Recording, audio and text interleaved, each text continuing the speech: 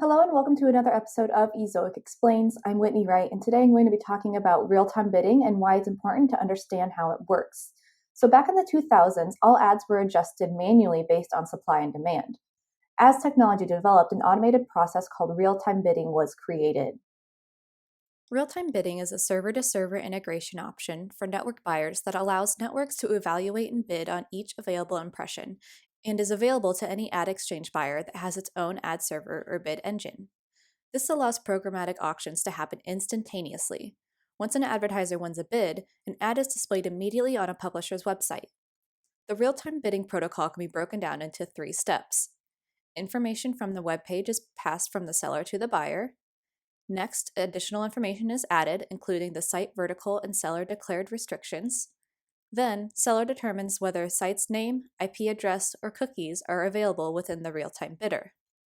What's important to remember is that ad demand sources do not control the value of the ad space a publisher is selling, but simply provides a price that an advertiser is willing to pay for a visitor based on historical data. Then this data is collected in the real-time bidding protocol for programmatic advertising. So who uses RTB, or real-time bidding, protocol?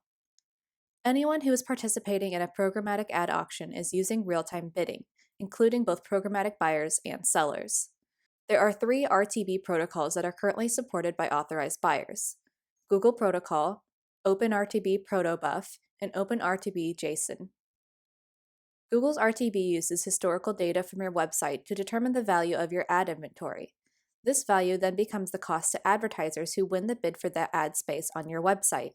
These are typically defined as CPMs, CPCs, and CPAs, or cost per thousand visitors, cost per click, and cost per acquisition. And this is all happening instantaneously when a visitor comes to your website.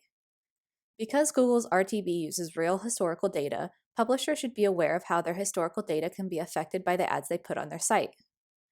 For example, look at this website on Jiu-Jitsu. Let's say it has an ad that is getting $50 CPM. I may think it is beneficial to add another advertisement to this page so then I can make another $50 CPM. Unfortunately, this will only work for a little bit of time because all ads dilute each other. After a while, the value of the ads will deteriorate because now that first ad has competition for your visitor's attention. This will make the historical bidding data change, and advertisers will adjust their bids to compensate. Now, these ads may only be worth $25 CPM each. It's the same amount of money, but it's twice the number of ads. This is why it's important to be careful about who you let set up your ads. Some ad op shops might put the maximum number of ads on your site to make you more money, but it won't last. Others may have good intentions, but in the long run still end up earning you less money, because they don't take into account ad dilution. Publishers can use RTB data to their advantage by considering what type of data advertisers use to bid on the ad spaces on their site, such as demographics, geographic location, and device type. For example, looking at this graph, CPMs in Florida are higher than in Wyoming, meaning visitors from Florida are more valuable than those in Wyoming. This means advertisers may adjust their bids lower or higher, depending on the state. Publishers can use this information to adjust their ads based on these variables to increase advertiser bids when they know the demand is higher for certain visitors. Another example of this is different ad sizes per country. In many places around the world, including the US, an ad size of 300 by 250 usually sees a larger number of bids. However, in Sweden, the ad size that typically gets more bids is a 250 by 360 ad. Publishers can test multiple variables like this themselves. However, to truly test even a few of these variables on a per-user, per-visit basis would take a huge team and a lot of time to understand the results and implement changes. Additionally, since how advertisers bid is always changing, the tests have to change as well. This is where a product like Ad Tester comes in handy.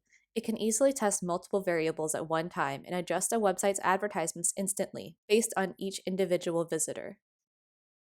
And that's it for this episode of Ezoic Explains. Thanks so much for watching. If you like this video, please subscribe to our playlist. Please subscribe to the channel. You can find us on Facebook, LinkedIn, YouTube, Instagram, at ezoic.com and ezoic.com/blog. This has been another episode of Ezoic Explains.